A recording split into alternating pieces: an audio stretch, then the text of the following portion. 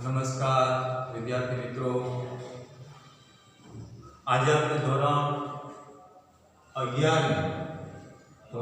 11 વિષય તત્વજ્ઞાન ફિલોસોફી અથવા તો તર્કશાસ્ત્ર એમાં 1 થી 4 પાઠ એ ચારે ચાર પાઠ આપણે મુદ્દાવાઇઝ એનો અધ્યયન એનો અભ્યાસ કર્યો કે જે પ્રકરણની અંદર આપણે સંયુક્ત વિધાન આધુનિક જે તર્કશાસ્ત્ર છે, આધુનિક જે વિચારસરણી છે એને ફિલોસોફીની અંદર તર્કશાસ્ત્રની અંદર એક કે તેથી વધારે સાદા વિધાનોને જોડવા માટે જે આપણે શબ્દ વાપરતા એના માટેનો શબ્દ હતો તાર્કિક કારકો.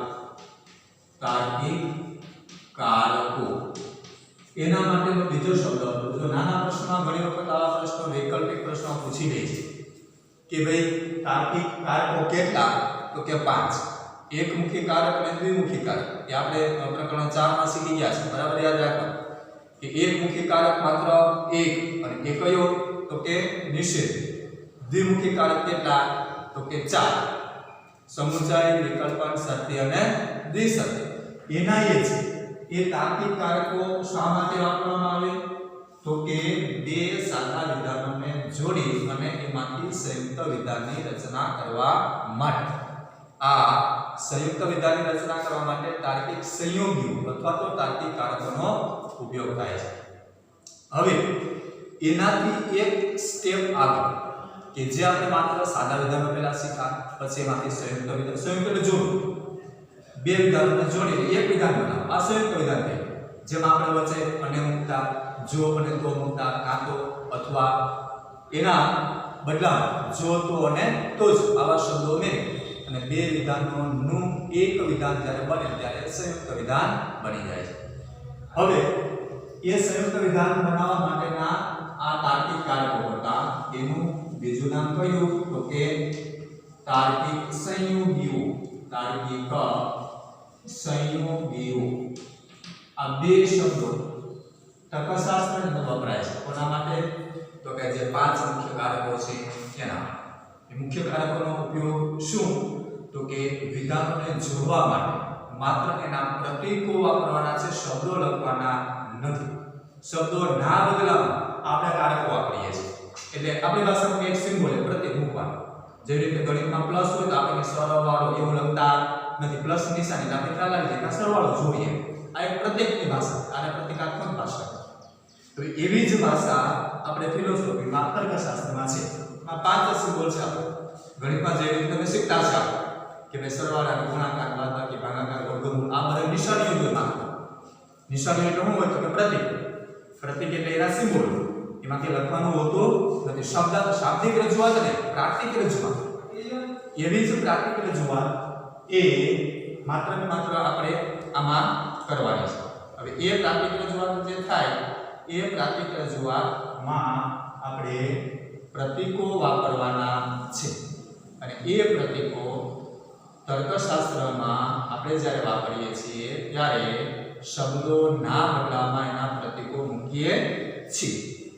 હવે ગયા પાઠની અંદર આપણે કેવા વિધાનો શીખ્યા, તો કે સંયુક્ત વિધાનો, સંયુક્ત વિધાનો, સંયુક્ત વિધાનો. હવે એ સંયુક્ત વિધાનો મૂકીએ છીએ ત્યારે બે વિધાનોની વચ્ચે તાર્કિક કારકો મૂકતા. કયા, તો કે નિષેધ, બીજું કયું, તો કે સમુચય, ત્રીજું કયું, તો કે વિકલ્પન, ચોથું કયું, તો કે શરતી, અને 5 દ્વિશરતી. આ 5 કારકો ના પ્રતીકો છે અને એના સિમ્બોલ છે. હવે એ પ્રતીકો અને એના સિમ્બોલ મૂકી અને આપણે બે સાદા વિધાનોને જોડતા. સાદા વિધાનોને જોડવા માટે પ્રતીકોનો ઉપયોગ, પ્રતીકોનો ઉપયોગ.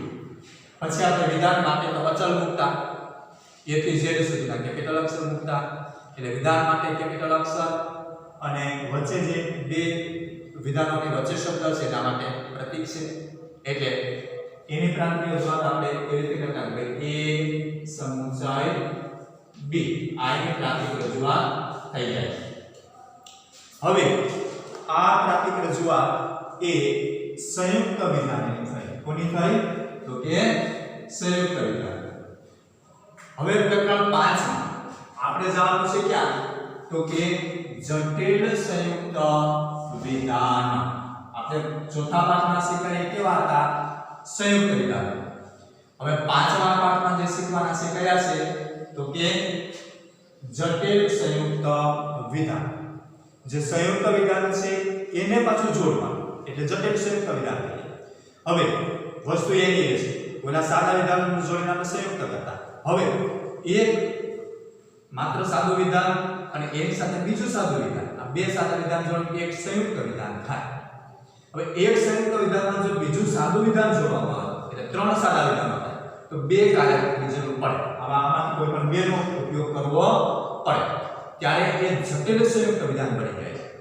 એટલો જ ફેર છે, એટલો ડિફરન્સ કે ઓલામાં માત્ર આપણે બે સાદા વિધાનો હતા, આમાં આપણે ઓછામાં ઓછા બે કે તેથી વધારે સાદા વિધાનો હોઈ શકે છે. અને એનાથી આપણે જે વિધાનોની રચના કરીએ છીએ એને જટિલ સંયુક્ત વિધાન, ખાલી સંયુક્ત નહીં, કેવું જટિલ સંયુક્ત વિધાન કહેવામાં આવે છે. જો પાંચમા પાઠમાં આપણે આ જટિલ સંયુક્ત વિધાન શીખવાનું છે. પ્રકરણ 5 ની અંદર એ બરાબર ધ્યાનમાં રાખશું. સંયુક્ત વિધાનનું જ આગળનું એક સ્ટેપ છે, ગયા પાઠનું જ આગળનું એક સ્ટેપ છે. જેમાં આપણે પ્રકરણ 4 માં સાદા વિધાન અને સંયુક્ત વિધાનની વિશેષ સમજૂતી મેળવી. આ પ્રકરણમાં આપણે જટિલ સંયુક્ત વિધાન, તેના પ્રકારો અને જટિલ સંયુક્ત વિધાનનું સત્યતા મૂલ્ય નિશ્ચિત કરવાનો પદ્ધતિઓ અંગે વિગતવાર અભ્યાસ કરીશું. હવે એ સંયુક્ત વિધાનમાંથી જટિલ સંયુક્ત વિધાન કઈ રીતે બનાવવા અથવા તો આપણે કઈ રીતે ઓળખી શકીએ કે આ સાદું વિધાન છે, આ સંયુક્ત વિધાન છે કે આ જટિલ સંયુક્ત વિધાન છે. જટિલ સંયુક્ત વિધાનની રચના કરવામાં આપણે બરાબર ધ્યાન આપશું. જો જટિલ સંયુક્ત વિધાન કોને કહેવાય? જે સંયુક્ત વિધાનની અંદર તેના ઘટક રૂપ અંગ તરીકે એક કે તેથી વધુ સંયુક્ત વિધાનોનો સમાવેશ થતો હોય તે સંયુક્ત વિધાન જટિલ સંયુક્ત વિધાન કહેવાય છે.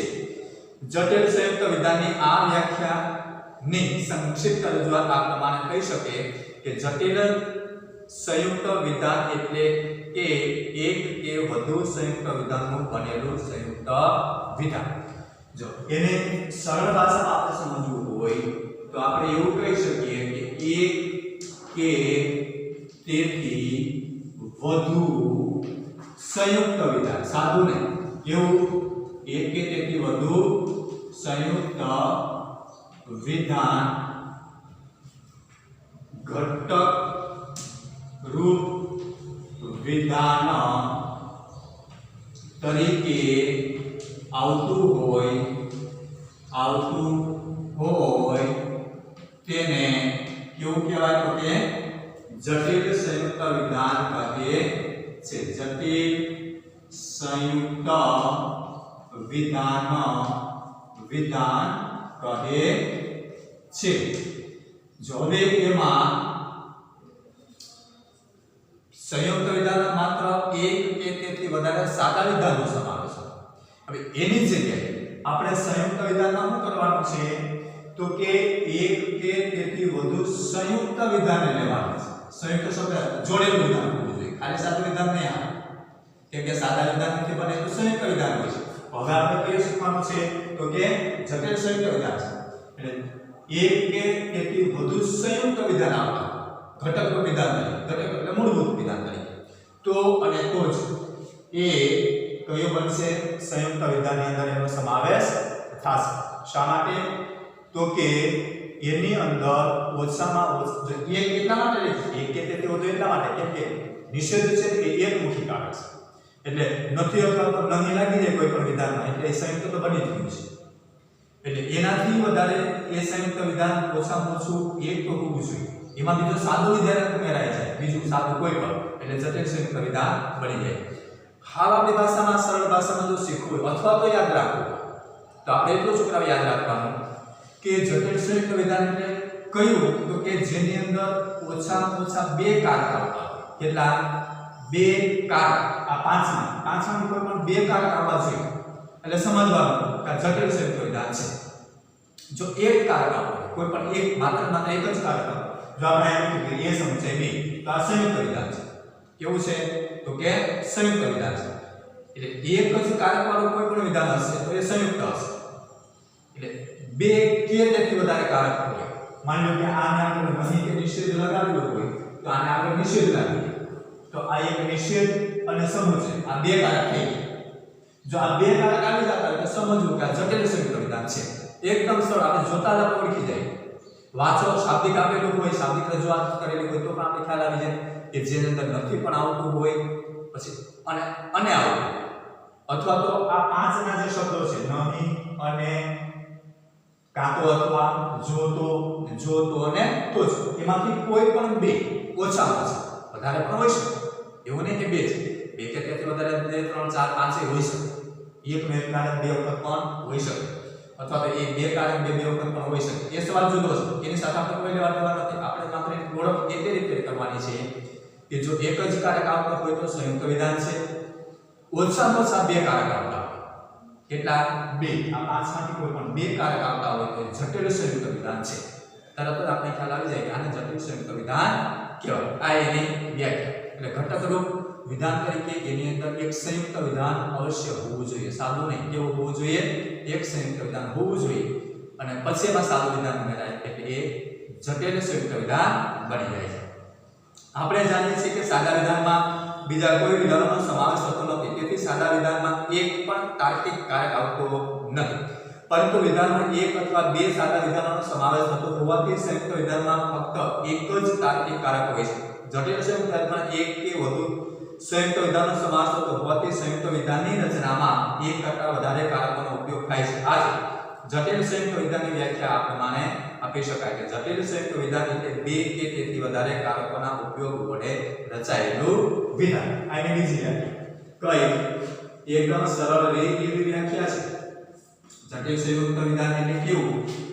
જટિલ સંયુક્ત વિધાન. જટિલ સંયુક્ત વિધાન કોને કહેવાય? તો કે જેની અંદર વિધાન એટલે એક કે વધુ સંયુક્ત વિધાનનું બનેલું હોવું જોઈએ. જટિલ સંયુક્ત વિધાન એટલે બે કે તેથી વધારે કારકોના ઉપયોગ વડે રચાયેલું વિધાન. બે કે તેથી વધારે કારકોના ઉપયોગથી રચાયેલું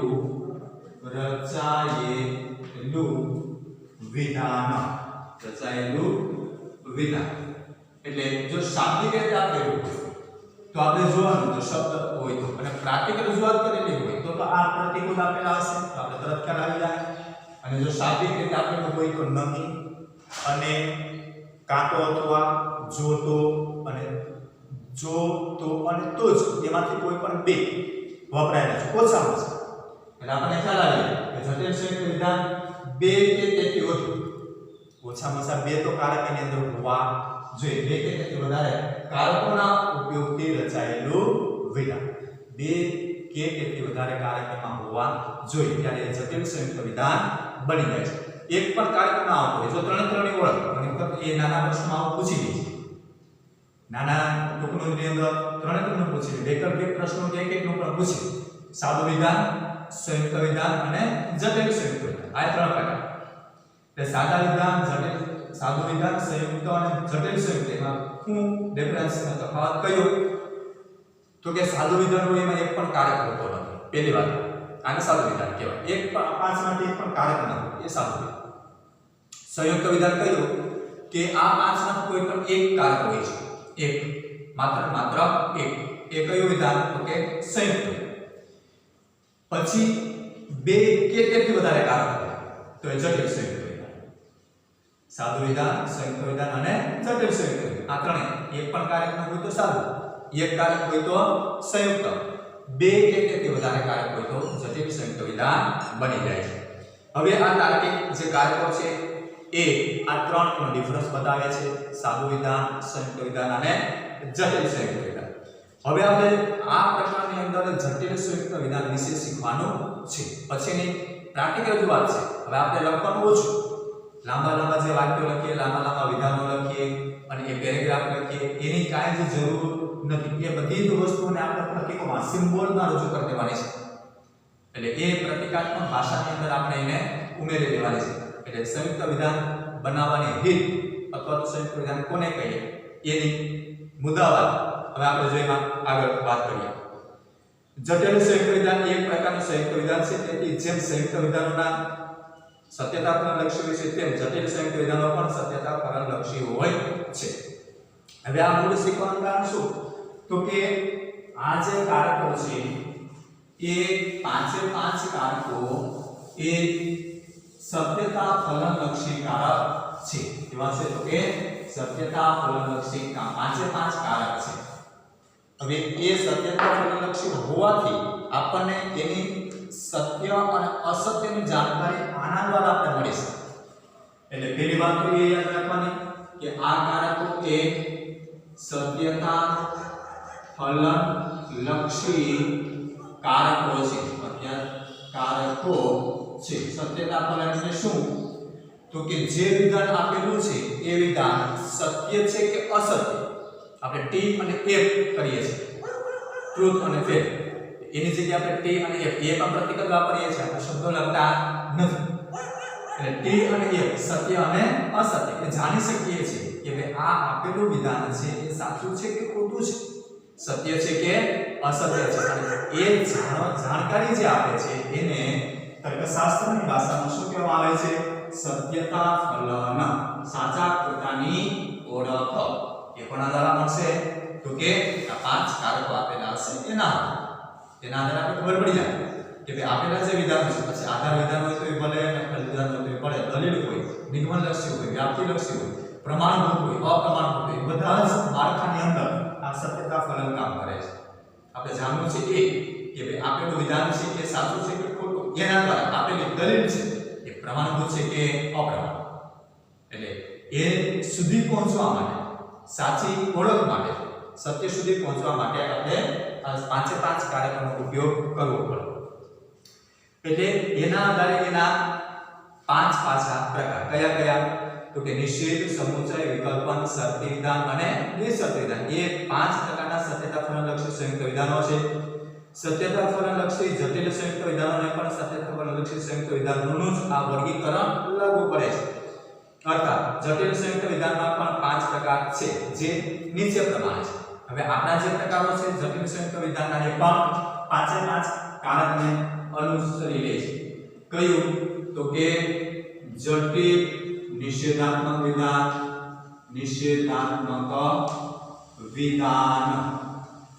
નંબર 2 જટિલ સામુચયિક વિધાન, જટિલ સામુચયિક વિધાન, આ 1 અને આ 2। ત્રીજું કયું? તો કે જટિલ વૈકલ્પિક વિધાન, વૈકલ્પિક વિધાન। આ પાંચે પાંચ પ્રકાર જે સંયુક્ત વિધાનના હતા એવી જ રીતે જટિલ સંયુક્તના પણ એ જ પાંચ પ્રકાર છે। જટિલ શરતી વિધાન, જટિલ શરતી વિધાન અને નંબર 5 જટિલ દ્વિશરતી વિધાન, દ્વિશરતી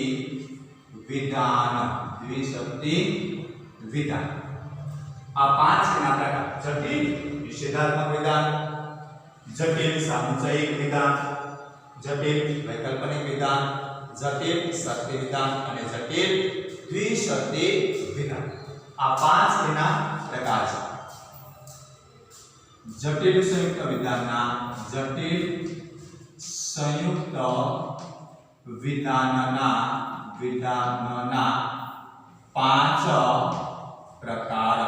પાંચ પ્રકાર। આ પાંચે પાંચ પ્રકાર હવે આપણને ખબર પડી જાય એકદમ સરળ છે, એકદમ સરળ બિલકુલ. જો આ પાંચે પાંચ પ્રકાર છે નિષેધાત્મક, સામુસાયિક, વિકલ્પનિક, શક્તિ અને દ્વિશક્તિ. આ એના પાંચ પ્રકાર છે. એ પાંચ પ્રકાર જેવી રીતે સંયુક્ત વિધાનમાં બતાવી. હવે આપણે જ્યારે પ્રતીકાત્મક ભાષામાં લખીએ છીએ ત્યારે આ પાંચે પાંચ જે મુદ્દાઓ છે એનો સારાંશ એવો છે કે ભાઈ જટિલ નિષેધાત્મક વિધાન કોને કહેવાય? તો દાખલા તરીકે આપણે એમ લખીએ કે નિષેધ પછી કૌંસમાં a શરતી b. તો આપણે જોઈને તો ખ્યાલ આવી ગયો કે આ બે કારક છે, એક અને બે. બે કારક છે એટલે આપણે ખ્યાલ આવી ગયો કે આ જટિલ સંયુક્ત વિધાન તો છે. હવે જટિલ સંયુક્ત વિધાન છે એમાં એનો પ્રકાર કયો? પાંચમાંથી નિષેધ વાળું છે, સમુચય વાળું છે, વિકલ્પનિક છે, શરતી છે કે દ્વિશક્તિ છે. તો આપણે એ યાદ રાખવાનું કે જે આખા વિધાનને લાગુ પડતો સમગ્ર વિધાનને જે કારક લાગુ પડતો એનો એ પ્રકાર ગણ. હવે આ શરતી તો છે પણ એ શરતી વિધાન માત્ર આ બે વિધાનોને જ લાગુ પડે છે, એની બંને સાઈડના વિધાનોને લાગુ પડે છે. જ્યારે નિષેધ છે એ આખા વિધાનને લાગુ પડે છે, એટલે આ નિષેધાત્મક વિધાન કહેવાય. જો આ નિષેધ ન હોય તો ખાલી સંયુક્ત વિધાન છે. સંયુક્ત વિધાન અંદર એક જ કારક હોય છે. બીજો ઉદાહરણ કે એવું લખેલું હોય કે a શરતી b કૌંસ પૂરો સમુચય c વિકલ્પન d. જો હવે આની અંદર 1 2 અને 3 કારક છે એટલે આપણે ખ્યાલ આવે કે આ જટિલ સંયુક્ત વિધાન તો છે. કેવું છે? 1 2 અને 3 મતલબ કે જટિલ સંયુક્ત વિધાન તો છે. હવે એનો પ્રકાર કયો? એનો પ્રકાર જો આપણે ઓળખવો હોય તો એમાં શું કરવાનું કે ભાઈ આખા વિધાન, આ સંયુક્ત વિધાન છે, આખા અહીંથી લઈને છે આખા કોઈ વિધાન જ છે. હવે આ એક વિધાનને આખા કોઈ વિધાન છે અને એ ખબર પડી ગઈ કે બે કે તેથી વધારે કારકો છે અને જટિલ સંયુક્ત વિધાન હોય એ આપણને ખ્યાલ આવે. તો એનો પ્રકાર કયો એ આપણે કેમ નક્કી કરવું? તો આપણે એ યાદ રાખવાનું કે આખા સંયુક્ત વિધાનને જે લાગુ પડતું હોય આખા વિધાન એ પ્રકાર એ જટિલ સંયુક્ત વિધાનનો પ્રકાર હોય. આ એક.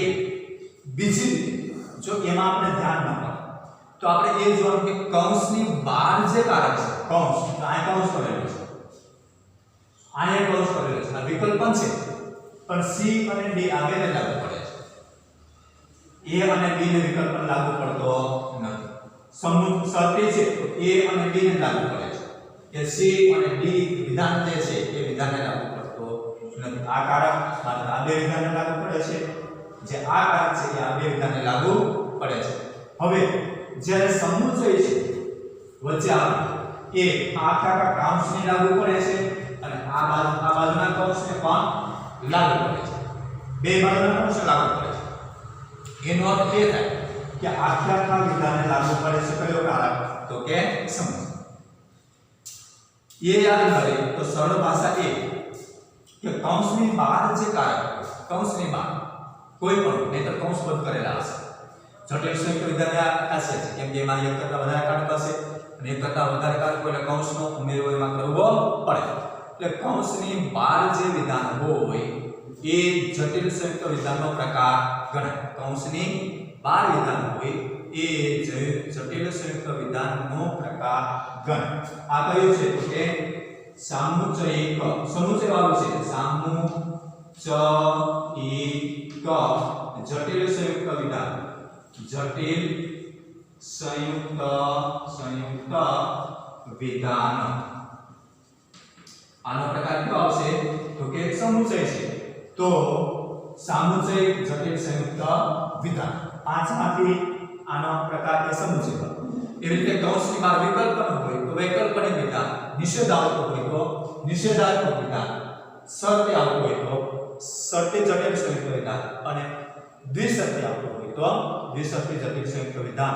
આ એના પ્રકારો આપણે ગણીશું. એના પ્રકારોનો આ રીતે આપણે ઓળખ એ મેળવી શકીએ છીએ. છતાં જો આ પાંચે પાંચ પ્રકારોની આપણે વિગતવાર વાત કરીએ તો જટિલ નિષેધાત્મક વિધાન જો એમાં નાટક ભજવાશે અને રજા પડશે એમ નથી. એક એવું વાક્ય લખેલું છે કે નાટક ભજવાશે અને જે આને એવો એક સમુચય આવ્યો છે અને રજા પડશે અને રજા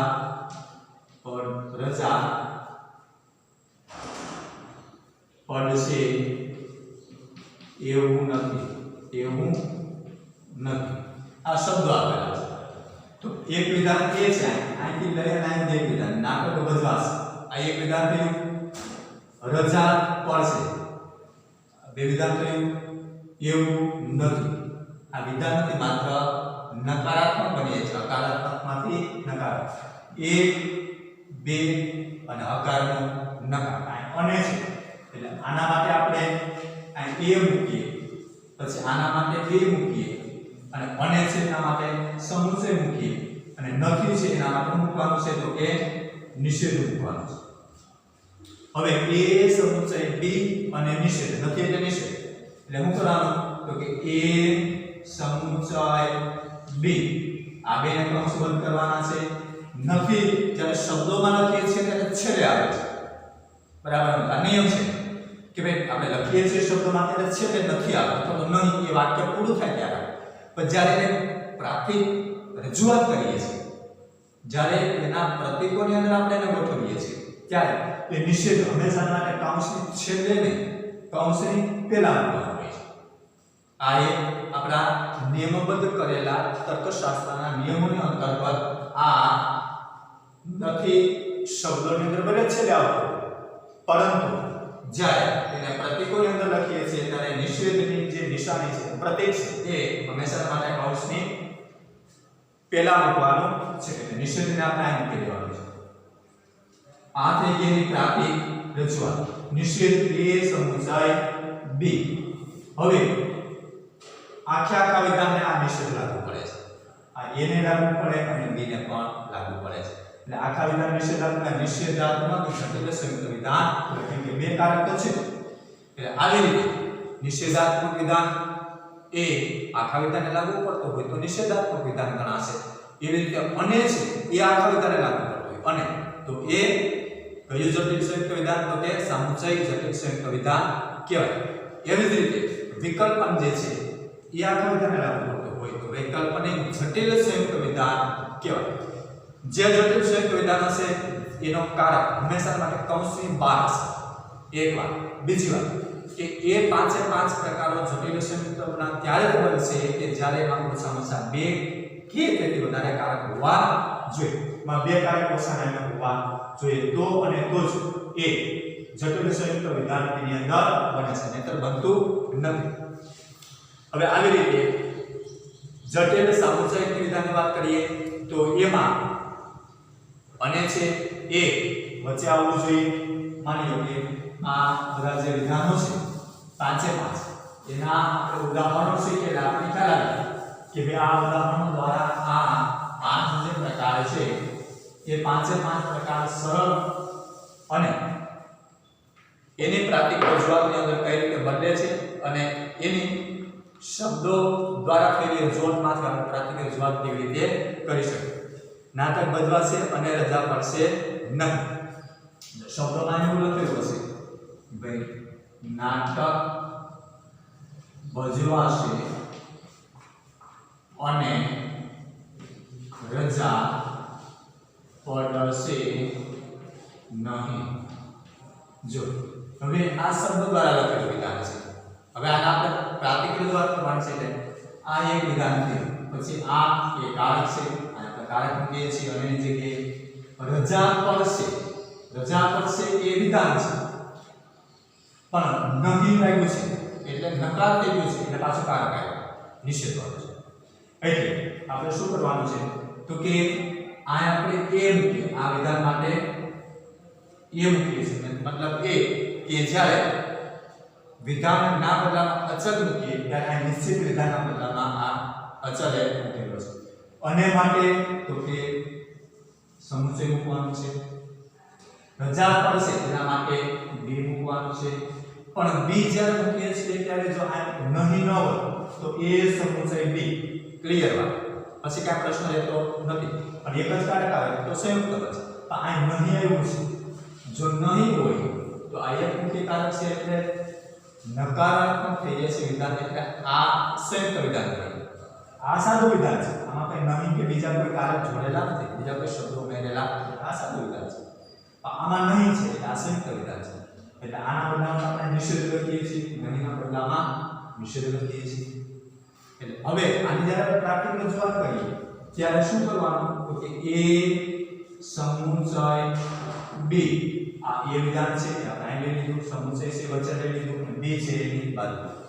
હવે આખા લખવાની કાંઈ જરૂર નહીં. આ વિધાન એ સમજાઈ જાય છે કે આ અન્ય વાળું વિધાન છે, અન્યની પહેલા વિધાન છે અને અમે પછી વિધાન છે. પણ પછીનું જે વિધાન છે b એ નકારાત્મક સૂચવે છે, ના આવે છે. એટલે આ જે b છે એ b લખી અને એને આગળ નિષેધ મૂકવાનો છે. તો નામ છે નિષેધ. શા માટે? તો કાંઈ નહીં છે એટલા માટે. નહીં છે એટલા માટે નિષેધ છે. અને એટલા માટે જ્યારે આ નહીં મૂકીએ છીએ ત્યારે a સમુચય નિષેધ b આવી રીતે આની પ્રાકૃતિક રજૂઆત કરવામાં આવે છે. બે કારક થઈ ગયા. બે કે તેથી વધારે કારક હોય તો કયો પ્રકાર કહેવાય? તો કે જટિલ સંયુક્ત વિધાન આવી ગયું. જટિલ સંયુક્ત વિધાનમાંથી આ પાંચમાંથી કયો પ્રકાર છે? તો કે આખા વિધાનને લાગુ કરતો એવો કારક કયો? જો નિષેધ જ્યારે આવશે ત્યારે બરાબર ધ્યાન આપજો, કેમ કે નિષેધ એકમુખી કારક છે. બાકી દ્વિમુખી કારક તરત સમજાઈ જશે. પણ નિષેધ છે એટલે નિષેધ માત્ર કોને લાગુ કર્યો છે? તો કે b ને એક. આ નહીં આમાં ના પડે છે, આમાં નહીં નથી, અથવા આ નહીં છે કે આની અંદર લાગુ પડશે નહીં. એટલે a વિધાન એ માત્ર સાદું વિધાન છે, b છે એ નહીં એટલે સંયુક્ત વિધાન થઈ ગયું. પણ નથી એ માત્ર b ને જ લાગુ પડે છે. એટલે આ એક સંયુક્ત વિધાન અને એક સાદું વિધાન. એક સંયુક્ત વિધાન અને એક સાદું વિધાન. એની વ્યાખ્યા આપણે શીખી ગયા હતા કે ઓછામાં ઓછું એક સંયુક્ત વિધાન હોવું જોઈએ. ઓછામાં ઓછું ખાલી સાદું નહીં, ઓછામાં ઓછું એક સંયુક્ત વિધાન હોય અને એમાં કોઈ સાદું વિધાન ઉમેરાય ત્યારે જટિલ સંયુક્ત વિધાન બની જાય છે. એટલે નિષેધ છે એ માત્ર b ને જ લાગુ પડે છે. સમુચય છે જ્યારે એ નિષેધ b અને a બે ને લાગુ પડે છે. એટલે આનો પ્રકાર કયો ગણાશે? તો કે જટિલ સામુચયિક વિધાન. સામુચયિક વિધાન, જટિલ સામુચયિક વિધાન. a સમુચય નિષેધ b એટલે આખા વિધાનને લાગુ પડે, સમુચય છે એટલા માટે એ સામુચયિક વિધાન બની જાય છે. એવી જ રીતે પાંચે પાંચ કારકો છે અને પાંચે પાંચના પ્રકાર આપણને એ સૂચન કરે છે કે જે આખા વિધાનને લાગુ કરતો હોય એ કારક હંમેશા માટે જટિલ સંયુક્ત વિધાનનો પ્રકાર ગણાય. પ્રાકૃતિક રજૂઆત જ્યારે આપણે કરીએ ત્યારે પ્રાકૃતિક રજૂઆતમાં પણ એ જ વસ્તુ ગણાશે કે જે કૌંસની બહાર અથવા તો નિષેધ આવતો જે આખા વિધાનને લાગુ કરતો, તો એ વિધાનને લાગુ કરતો જે કારક હશે એ જ કારક એ આ પાંચમાંથી કોઈ પણ એક હશે. એ કારક નો જ પ્રકાર ગણાશે અને એ પ્રકારે આપણે લખવાનું કે આ જટિલ સામુચયિક વિધાન છે કે શરતી છે, વિશરતી છે કે નિષેધ છે. એટલે એ પાંચ કારકોમાંથી આપણે નિષેધનું ઉદાહરણ જોયું, સમુચયનું ઉદાહરણ જોયું. એવી જ રીતે આ બધા જ કારકોના ઉદાહરણ દ્વારા આપણે એ તમામની પ્રાથમિક રજૂઆત સમજી શકીએ.